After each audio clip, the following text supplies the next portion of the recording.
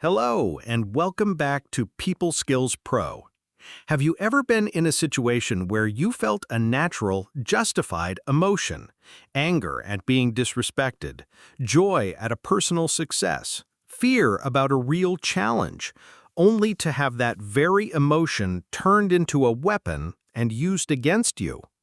You get angry, and you were told you have anger issues. You express joy, and you are made to feel foolish or arrogant. You share a fear, and it is later used to prove you are weak or incompetent.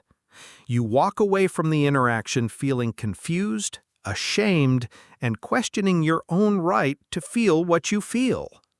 If this sounds familiar, you have been the victim of one of the most insidious and damaging forms of manipulation there is: emotional weaponization. This is a tactic used by hidden enemies, narcissists, and master manipulators. They cannot win an argument on the facts, so they attack the legitimacy of your feelings. Their goal is to make your natural emotional responses the problem, which allows them to completely deflect from their own bad behavior. It is a form of psychological jujitsu, where they use the force of your own emotions to throw you off balance. Today, we are going to disarm them. We will do a deep dive into the 7 primary ways a manipulator will use your own emotions against you. We will dissect the twisted psychology behind each tactic, give you clear examples of what it looks like, and provide you with the powerful mental frameworks to recognize the attack, reclaim your emotional sovereignty, and never let your feelings be used as a weapon against you again. The core principle: your emotions are data, not a disorder. Before we begin, we must internalize a fundamental truth. Your emotions are valid signals from your nervous system. They are data. Anger is often a signal that a boundary has been crossed. Fear is a signal of a potential threat. Joy is a signal of alignment with your values. A manipulator's primary goal is to convince you that your data is corrupt. They want you to believe that your emotional warning system is a disorder. The moment you learn to trust your emotions as valid data points, even if you don't act on them impulsively, is the moment you take back your power. The question is not, "Why am I so sensitive?" The question is, "What is this person's behavior that is causing my emotional system to send me this signal?" 1. Weaponizing your anger. The Provoke and Blame tactic. This is a classic tactic. The manipulator will deliberately and repeatedly do something they know frustrates you or crosses your boundaries. They will poke and prod until you finally snap and express your anger. What it looks like: they are consistently 30 minutes late to meet you. After the 5th time, you finally say with frustration, "This is really disrespectful of my time. I'm angry that this keeps happening." Their response is not an apology. It is a calm, concerned look as they say, "Wow, you have a really bad temper. You need to work on your anger issues." The psychology. They have successfully shifted the focus. The conversation is no longer about their disrespectful behavior, being late. It is now about your unreasonable reaction, your anger. They created the fire and are now blaming you for the smoke. The antidote: the calm boundary statement. Recognize the provocation. See their behavior for what it is, a test of your boundaries. State the boundary without a high emotional charge. You must address the behavior before you reach your breaking point.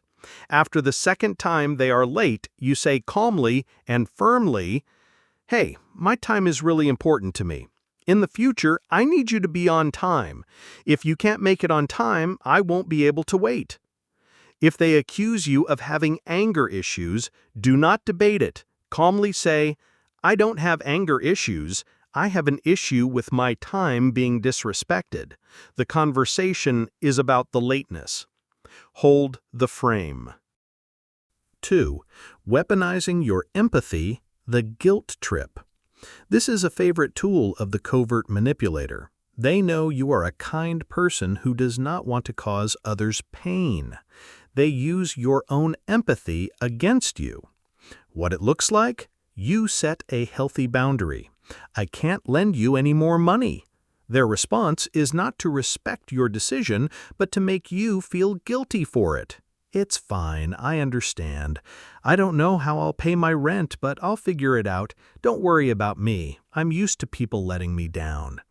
The psychology? They are making you feel responsible for their well-being.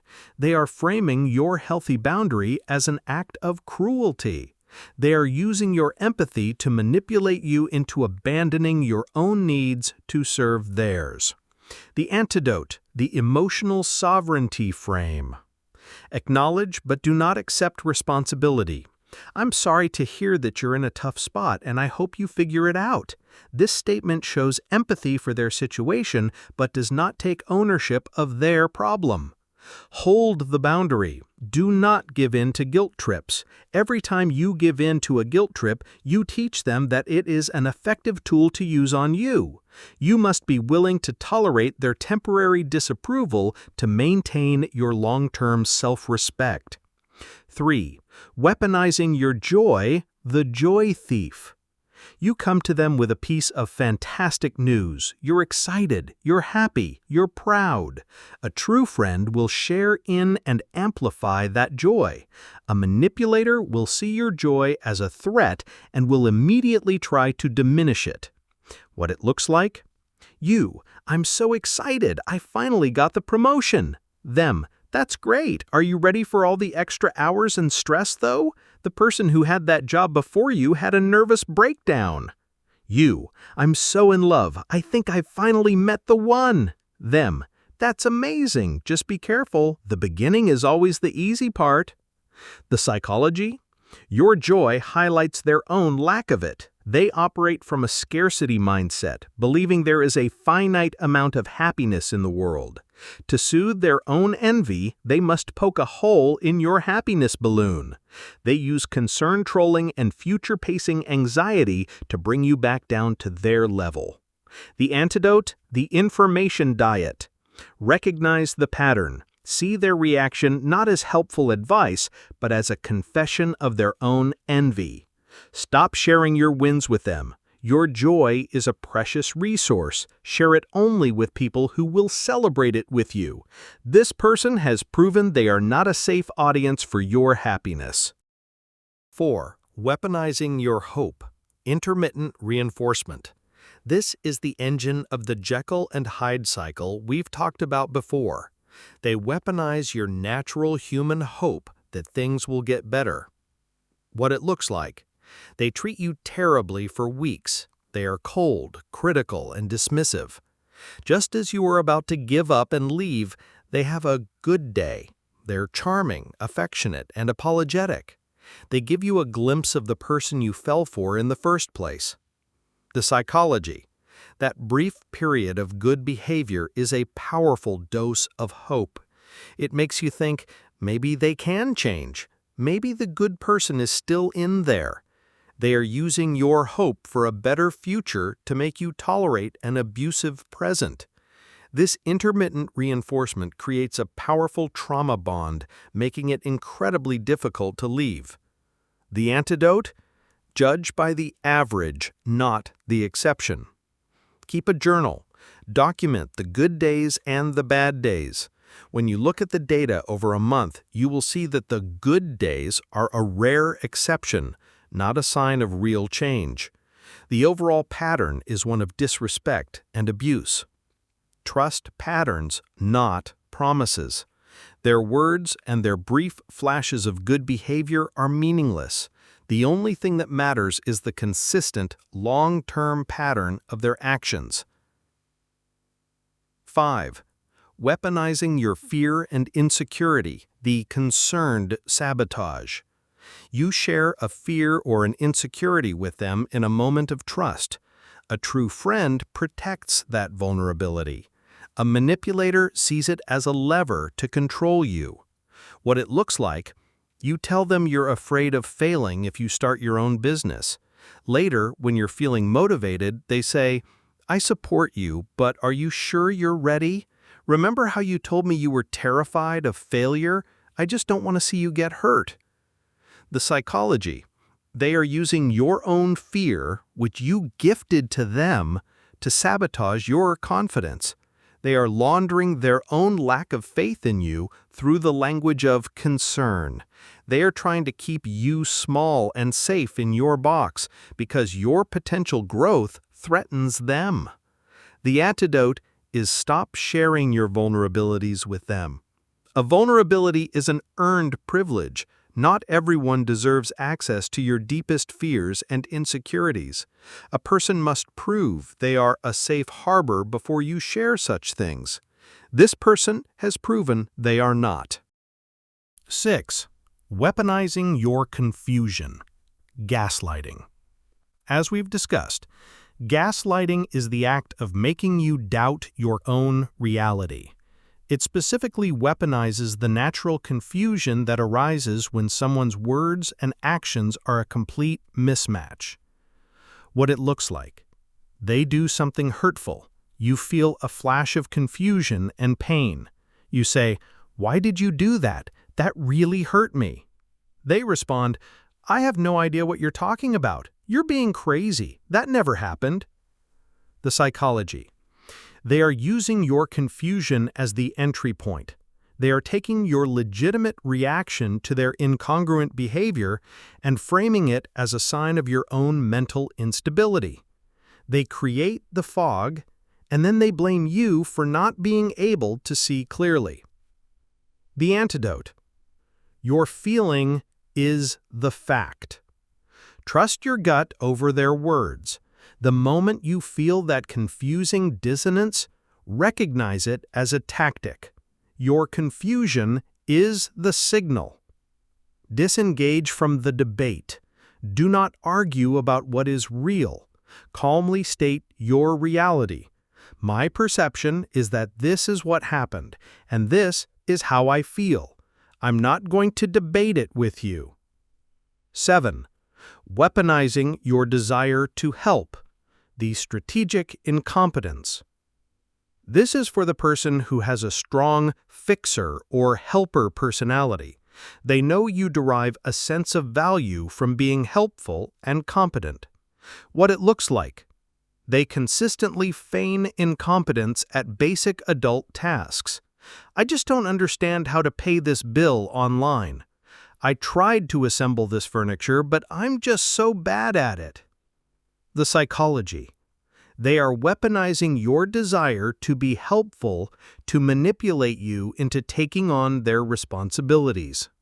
They get to avoid the effort, and you get a small temporary ego boost from rescuing them. It creates a toxic parent-child dynamic where you are the only responsible adult. The antidote.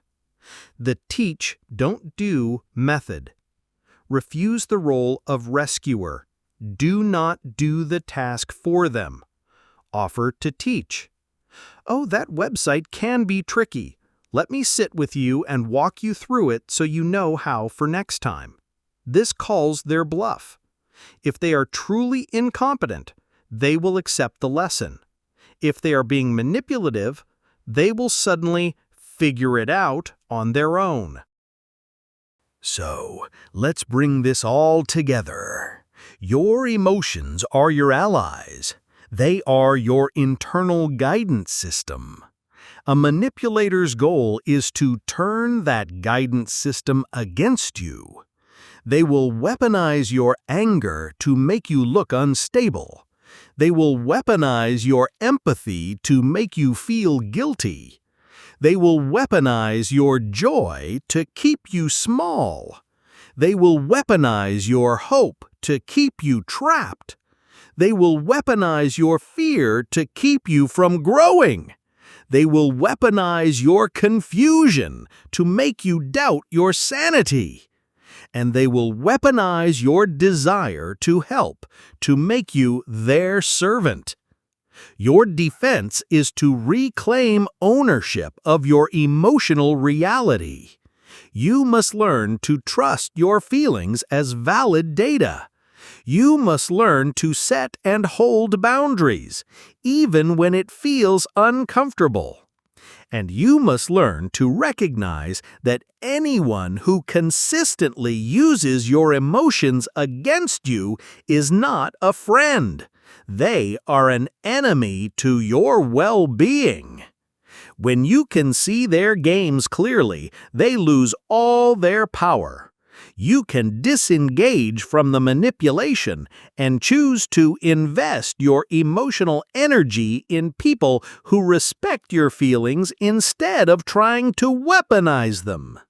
If you found this guide helpful, please click the like button and subscribe to People Skills Pro for more practical advice on building a better life. Thank you for listening.